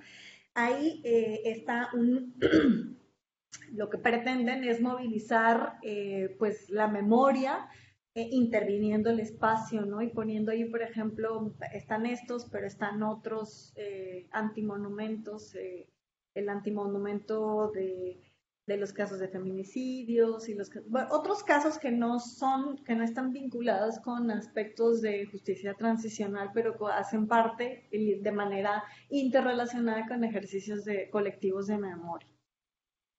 Bueno, ese es un asunto. El otro, el anonimato, si es mi opinión del anonimato para la investigación judicial, pues sí es una limitante. En el caso me parece que es diferente la actuación de un peritaje que la actuación de una comisión de la verdad. A su vez, las comisiones de la verdad tienen implicaciones y tienen potestades diferentes, ¿no? Por el caso concreto que no compartió la Comisión de la Verdad de Oaxaca, en el caso de la Converdad de Guerrero, tenían fe pública. Tener fe pública significa que tienes una partecita, ¿no?, de la potestad del Estado para validar las actuaciones que estás desarrollando, para dar credibilidad y oficialidad a aquello. De manera que mediante la fe pública de la Comisión de la Verdad, de la Converdad de Guerrero, se asumía que la persona, el testimonio, la persona existía y el testimonio era real y era verdadero, pero no tenía, pues, por principio, como propósito, el propósito de la integración de carpetas de investigación, sino la integración de un documento que contribuyera a la verdad social y a la verdad histórica. La Comisión de Oaxaca no tuvo fe pública. Y lo que hicieron, me parece que puede equipararse, o sea, asumiendo que tienen, no sé si sería una cuestión a discutir, si teniendo una facultad emitida mediante decreto, emitida mediante ley, aunque no se diga de manera explícita, se puede equiparar, presumir la buena fe de los testimonios. Hasta aquí las comisiones de la verdad, pero los peritajes tienen otra índole. Los peritajes sí están hechos, sí están pensados para la acreditación, incluso los peritajes de contexto, que creo que es a los que se está refiriendo la pregunta, para la acreditación de la comprensión de un fenómeno en el marco de una investigación judicial. O sea, los peritajes de contexto no están pensando en decir si A o B fueron responsables, sino en permitir la comprensión de distintos elementos interrelacionados que de manera aislada, comprendida de manera disciplinar, serían vistos fragmentariamente y esa relación no quedaría explícita. Entonces, me parece que son diferentes.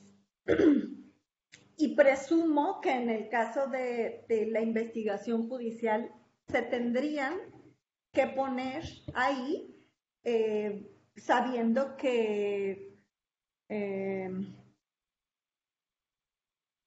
en los casos posibles, ahorita me estoy acordando mientras respondo que uno de los personajes en la comisión de Oaxaca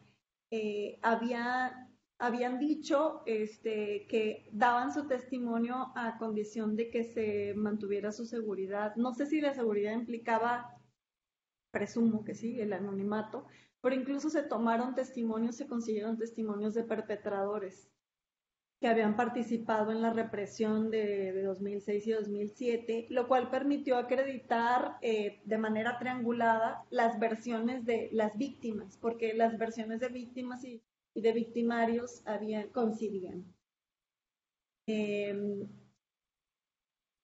Supongo que habría que ver, este caso no lo conozco a detalle, esa parte no la incluye ni esta exposición ni la investigación, pero creo que tiene sus matices. Intentar responder ahí. La participación de antropólogos forenses nacionales e internacionales me parece bien importante, me parece que yo nunca, lo reitero acá en la exposición, quería suplantar saberes o decir que los saberes forenses o las ciencias sociales y las ciencias forenses sean prescindibles, pero sí que es necesario que remarquemos sus límites. Y en ese sentido, pues también hay como todo un privilegio de los saberes del giro forense que tienden a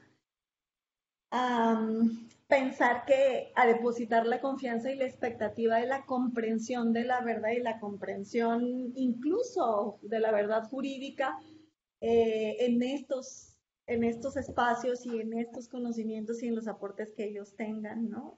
Y ejemplifiqué por qué esto es limitado y que también conducen por otro fenómeno que tiene que ver con toda la colonialidad del saber y del poder que atraviesa nuestras sociedades mestizas de América Latina, que tienden a pensar que lo extranjero y lo que se construye, los conocimientos construidos en el extranjero o por expertos extranjeros, pues son más válidos o preferentes.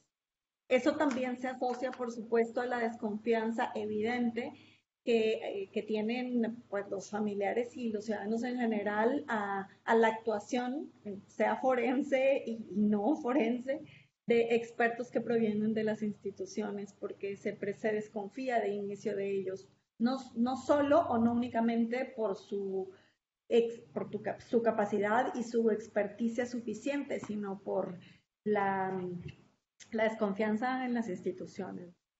La opinión del GIEI, yo aquí no mencioné ese caso porque es un caso en construcción, aunque originalmente lo había previsto también la incorporación de lo que he investigado sobre la Comisión para la Verdad de Ayotzinapa, y aquí me parece que sí hay, aunque se ve de manera relevante la atención y la presencia de esto que ya referí como el dominio del giro forense, la demanda constante de que pues sean conocimientos forenses los que validen, como en el caso del reciente reconocimiento de Cristian, uno de los 43 estudiantes desaparecidos cuyos restos fueron identificados en julio, o sea, finalmente se supo que la identidad correspondía a él. Me parece que nuevamente pone en tensión que eso nos habla de la identidad de él, ¿sí? Pero la identificación de una persona no permite tener el conocimiento, reconstruir el sentido de los eventos, y tampoco, pues por supuesto nos habla de él, pero quedan pendientes y hace parte de la construcción de una verdad social la necesidad de construirla de una manera más integral, pues con el resto. Y de por qué apareció, o sea, todas las respuestas de por qué estaba ahí, por qué tenía ese nivel de degradación ese resto, por qué está fragmentado, dónde están sus compañeros, por qué no se vio antes. Todo eso forma parte de cosas que los saberes forenses no van a poder responder. Pero que sí se ve a su vez la importancia de otros conocimientos con la participación no solo de los saberes forenses con el equipo argentino de antropología forense, sino del GIEI. Porque en el GIEI sí hay expertos que hacen análisis social, que hacen análisis de contexto y que tejen otros saberes, como he reiterado aquí, que son necesarios para tener pues la visión más de panorama. Gracias. Muchas gracias, Liliana. Vamos a pasar a darle la palabra a Iris, algunas preguntas que nos llegaron al chat.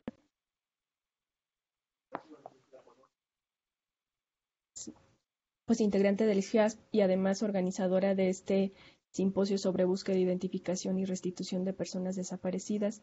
Entonces, Caro, si te parece, aprovecho para hacer rápidamente las 3 preguntas que nos anotaron y te doy inmediatamente la palabra para ir a la respuesta de Iris. Iris, te preguntan si has ubicado límites del enfoque humanitario en los procesos de búsqueda y de ser así, ¿cuáles? En tu opinión, ¿cuál es el balance del trabajo realizado por la Oficina de Búsqueda de Personas Desaparecidas en Perú en sus 3 años de funcionamiento y cuáles son los retos para la búsqueda en pueblos indígenas? En este sentido, si consideras que se ha hecho justicia para las víctimas de desaparición forzada. Adelante, Caro. Gracias, Mitzi. Y bueno, yo quisiera aprovechar para agradecer a Liliana y a Iris que nos hayan compartido estos conocimientos tan completos. Yo tengo en realidad un montón de preguntas, a las de Liliana pues se las haré después. Voy a aprovechar ahorita para conversar con Iris porque pues, es la oportunidad que tenemos de encontrarnos. Hay muchas cosas que mencionaste que me sugieren curiosidades pensando desde el contexto mexicano y desde otros contextos latinoamericanos también. Y una tiene que ver con esto que mencionaste de la inclusión de las víctimas, digamos, incómodas en los procesos de búsqueda, ¿no? De los guerrilleros. En el caso colombiano, en las exhumaciones más recientes, en el marco de los procesos de paz, en los panteones, donde han encontrado restos de personas guerrilleras, estas personas continúan sin ser reclamadas por sus familias, porque el estigma es tan fuerte y ha caído de una manera como tan potente sobre las familias que ellas permanecen en silencio. No han querido ni siquiera acercarse a reclamar estos cuerpos. Y yo me pregunto qué fue lo que sucedió en Perú para que esto se diera de esta manera, si han sido las familias las que han reclamado estos cuerpos o cómo ha sido el proceso de integración de estas víctimas, el proceso de búsqueda. Y otra pregunta, Iris, tiene que ver con el carácter pedagógico que tienen estos procesos transicionales, pensando un poco más en el impacto que tienen en la sociedad en su conjunto. Yo me pregunto si podemos estimar algunas consecuencias pedagógicas en términos de la comprensión de todas las formas de discriminación y racismo que tiene la sociedad peruana y si esto ha logrado retraer un poco esos procesos o cómo ha sido recibido por parte de la sociedad, ¿no? Todo este paquete de verdades sobre cómo se ha tratado a la población indígena sistémicamente en este país. Entonces, intenté ser breve, podría discutir mucho más sobre lo que has presentado porque es sumamente interesante, pero dejo estas 2 preguntas para la discusión. Y muchas gracias por estar aquí. Muchas gracias, Carolina. Muy interesante tus preguntas y las preguntas que me han hecho también. Creo que ese es un tema crucial, ¿no? El primero que señalas, la inclusión de la búsqueda de las personas desaparecidas o subversivas. En el caso del Perú, solamente señalar como contexto que Sendero Luminoso también desapareció a personas. También hay sitios de entierro cometidos no solo por las fuerzas del orden, sino por Sendero Luminoso. Entonces, ese también es un tema para entender un poco la complejidad. Y el otro elemento que quería señalar en tu pregunta es que también aquí hay una fuerte estigmatización justo recién con otros colegas estamos empezando a elaborar un artículo, creo que va a salir un artículo sobre la figura del perpetrador, cuál es el lugar del perpetrador en el proceso post-conflicto, porque hasta ahora las narrativas que tenemos, tanto de parte del Estado como de los medios, como de la sociedad, es que el perpetrador no hay que tocarlo, no hay que mirarlo, ¿no? No, no se puede hablar de eso, ¿no? Aquí no hemos tenido un acuerdo de paz como en el caso de Colombia, donde hay unos reconocimientos determinados, ¿no? Por ejemplo, dejar las armas y reinsertarse a la vida social y política. Aquí no hay nada de eso, de hecho está proscrita la inscripción como partido político, como organización política. Pero sí creo, y ha habido un caso en que incluso han demolido un mausoleo que se había hecho en un cementerio en un distrito al norte de Lima, con subversivos enterrados ahí y fue demolido por el municipio de ese lugar, ¿no? Y cada vez que se toca el tema o que, por ejemplo, ya ni siquiera un muerto, sino una persona viva cumple su condena, es estigmatizado en la sociedad. Hay algunas normativas que impiden que personas que han pertenecido a cualquiera de estas organizaciones subversivas puedan incorporarse, por ejemplo, al Ministerio de Educación, a la enseñanza en la escuela, ¿no? Eso está prohibido, lo prohíbe expresamente una norma. Es un tema irresuelto, es un tema del que casi no se habla en términos públicos. Entonces sí creo que es interesante que la ley adopte este enfoque porque es como empezar a abrir un espacio, ¿no? Como digo, la ley de reparaciones del 2004, que se implementa en el 2005, no reconoce a estos subversivos como víctimas. De hecho, los excluye. Hay un artículo expresamente que dice que solo serán, que no serán reconocidas como víctimas aquellos que hayan pertenecido a los grupos subversivos, pero tampoco a sus familiares. Entonces, tenemos el caso de un escritor aquí en el Perú, José Carlos Agüero, que ha publicado un par de libros sobre eso, y él cuenta en su primer libro que él es hijo de padres senderistas. Su papá y su mamá eran senderistas. Y él manifiesta su total desacuerdo con esa práctica, con esa ideología, con ese método, con todo, y sin embargo él no puede ser reconocido como víctima, ¿no? Porque la ley expresamente le prohíbe. Con esta ley de búsqueda de personas desaparecidas, que tiene este enfoque humanitario, lo que dice es que hay que buscar a todas las personas, a todos los peruanos y las peruanas que desaparecieron por cualquier sea el motivo durante el conflicto armado interno, no importa a dónde pertenecieran. Entonces, digamos, está colocado así. Quizá no se dieron cuenta los congresistas cuando aprobaron la ley, pero así en esa época era la mayoría del partido de Fujimori en el Congreso de la República, pero así salió la ley y entonces creo que eso abre un camino, un proceso complicado, ciertamente, ¿no? Porque en términos sociales y públicos, como digo, hay una estigmatización muy fuerte, ¿no? Pero desde el punto de vista de los derechos humanos hay que incorporarlos cuando se piensa en las políticas y en los procesos, ¿no? No puedes desterrar por siempre a las personas que estuvieron involucradas, ¿no? Algún tipo de respuesta hay que dar, ¿no? Entonces sí creo que es un tema ahí para discutir, ¿no? Para seguir elaborando. Y lo segundo sobre el carácter pedagógico, sí, digamos que en términos de esa tara que tenemos como sociedad peruana de la discriminación social, antes racial, ahora económica incluso, es muy fuerte, ¿no? Es tan fuerte que creo que es difícil incorporarla como un carácter pedagógico. ¿A qué me refiero? Durante todos estos años, y eso lo he estudiado con algo de detenimiento también, en el sector de educación se intentó, de hecho está aprobado en el Plan Curricular Nacional, que se enseñe el pasado reciente, ¿no? Pero en la práctica no se hace, solamente se hace en algunos colegios, en algunas instituciones, y en las universidades tampoco hay libertad de cátedra, entonces tampoco es que se haga. Eh, eh, yo he dado un curso electivo el semestre pasado sobre memoria, electivo, ¿no?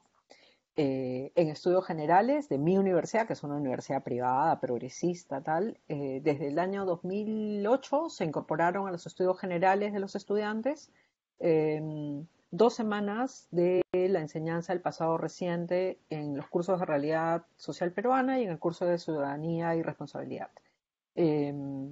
Pero si se dan cuenta no es una cuestión institucionalizada, ¿no? Estructurada, depende si hay algún profesor que lo toca con mayor ahínco, genial, pero si no, nadie se entera del tema. Entonces, no se ha podido incorporar de manera fehaciente en el plan curricular educativo, en términos formales, se hace de manera más aleatoria y entonces, claro, tenemos nuevas generaciones de gente que no necesariamente conocen qué pasó, ¿no? Hay otras maneras de inculcar ese carácter pedagógico, ¿no? Por ejemplo, ahora tenemos un lugar de la memoria, también desde fines de 2016, que da cuenta de lo que pasó durante el conflicto armado interno.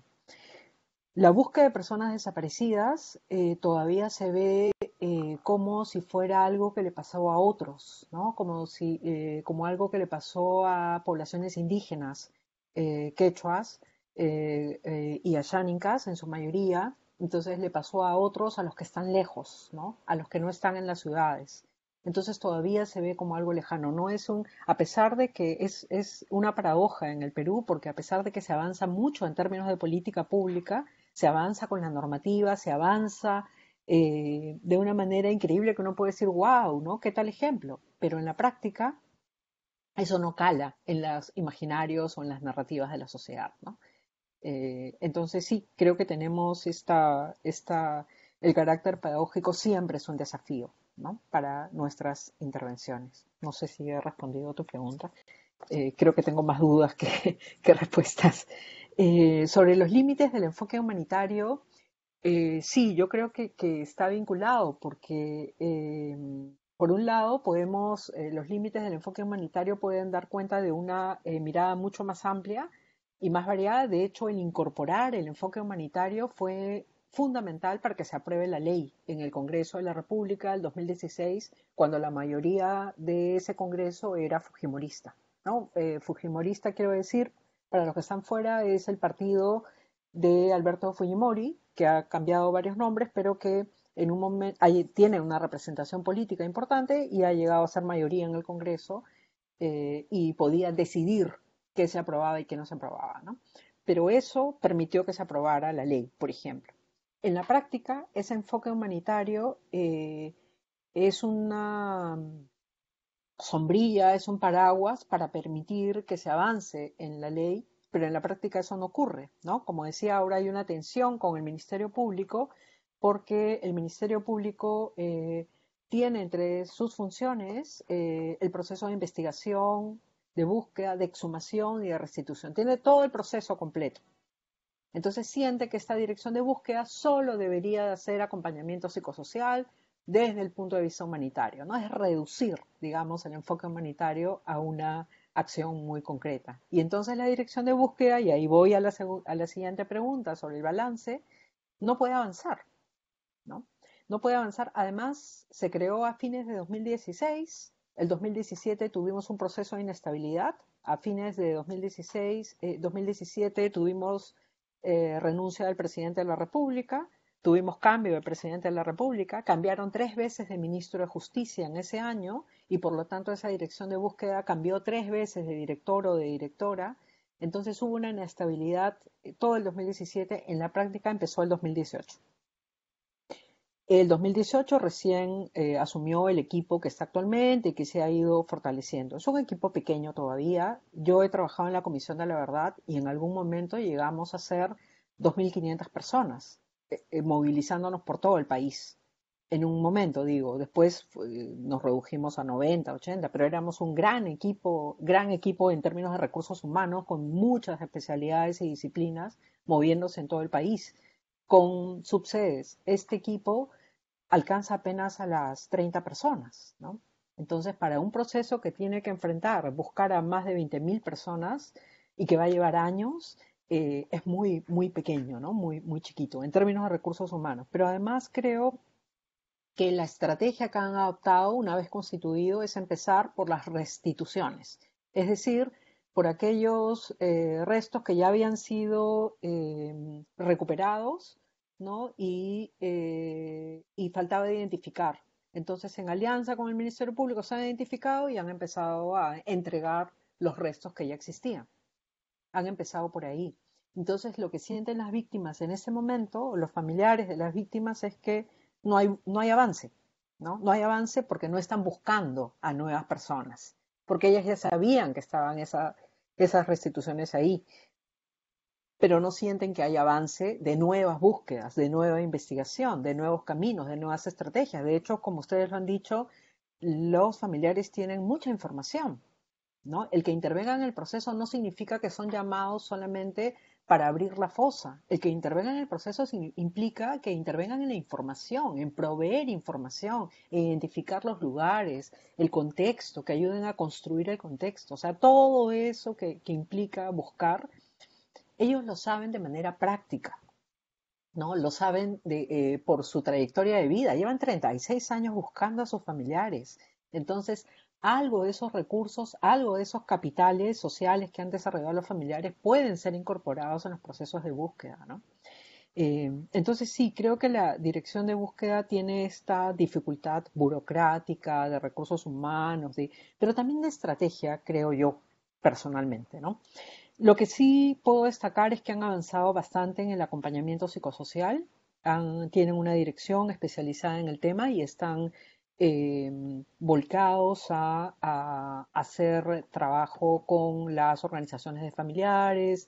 Cuando empiezan una restitución, están trabajando con las organizaciones de las regiones al interior del país, han constituido mesas de trabajo, de acompañamiento psicosocial. Entonces ahí sí creo que hay un trabajo interesante, ¿no? que hay que rescatar, pero sí creo que todavía falta hacer la parte más gruesa, que es la parte de la búsqueda propiamente, ¿no?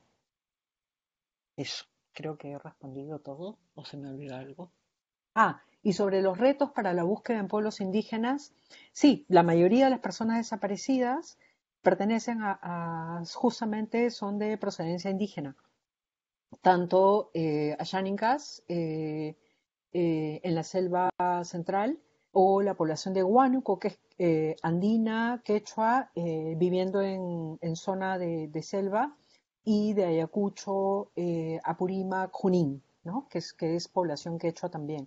Entonces, sí, ese es el mismo desafío para todos, ¿no? Es la mayoría la que enfrenta esta situación de búsqueda, de necesidad de encontrar a sus seres queridos, ¿no?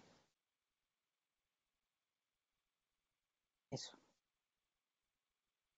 Te agradecemos, muchas gracias Iris por la atención que tienes también para responder todas las preguntas. Bueno, es importante mencionar que en este espacio están justamente participando también familias, colectivos de familias de personas desaparecidas en México, con este contexto también tan complejo que tenemos aquí, que estamos viviendo aquí en México. Por eso creo que es importante hacer mención de algunas preguntas que estaban en el chat, a pesar de que estamos sobre el tiempo. Creo que es importante pues también que tomen la palabra en este sentido. Y bueno, hay una pregunta justamente para ti, Liliana, que tiene que ver sobre cómo hacer una comisión de la verdad en el estado de Guanajuato, ¿no? Con esta actualidad tan atroz que estamos presenciando al respecto.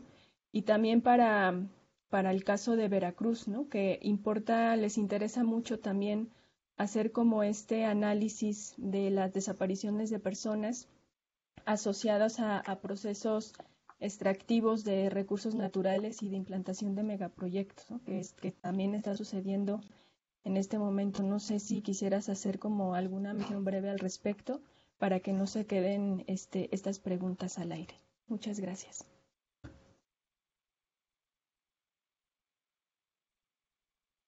Lilo, tu micrófono.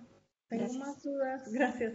Yo la verdad es que creo que tengo también las mismas preguntas, comparto las preguntas no solamente para el caso de Guanajuato y de Veracruz, sino para casos como también tan atroces. Bueno, el país se ha convertido en una atrocidad andante, ¿no? Pero para casos con contextos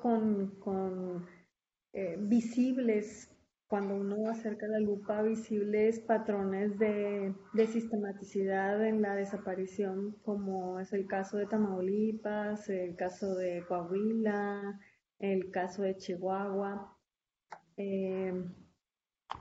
Me parece que esto, yo lo que puedo decir son no respuestas, dos cosas. Que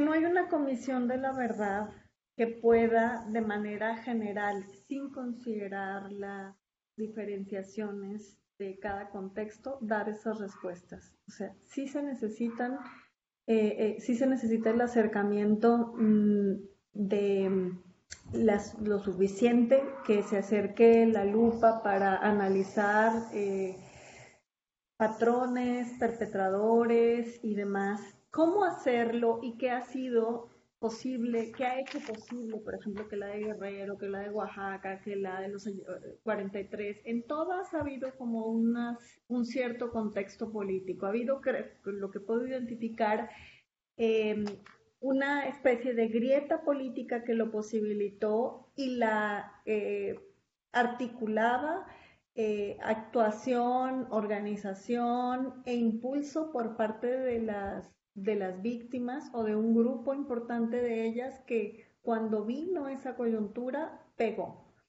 En el caso de la Comisión de Oaxaca, pues yo mencioné que una reforma a nivel nacional los movilizó a una sección del magisterio que había sido parte de las sobrevivientes, víctimas sobrevivientes y organizadas, en las mesas de negociación lo colaron.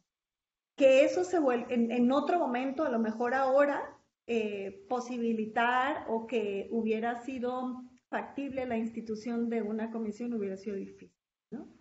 En el caso de los 43, pues evidentemente dos cosas, me parece que fue como todo el culmen, toda la representatividad y el logro de la presión internacional y del conocimiento internacional del caso, pero además la emisión, o sea, la transición, entre comillas, el que llegara una persona, otro partido de los otros dos partidos que nunca había estado de oposición, abrió otra posibilidad política. Habría que analizar de cerca los casos, las coyunturas que yo no conozco de cerca de Veracruz y de Guanajuato en estos dos sentidos de posibilidad política y de organización de los familiares.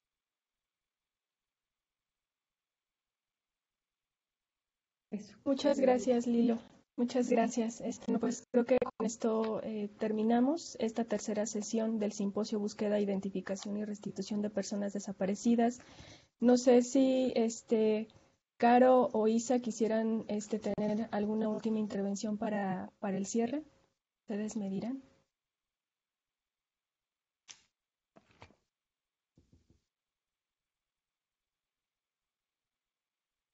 Adelante, Isa. Estaba esperando, no sabía si ibas a intervenir tú primero, Caro.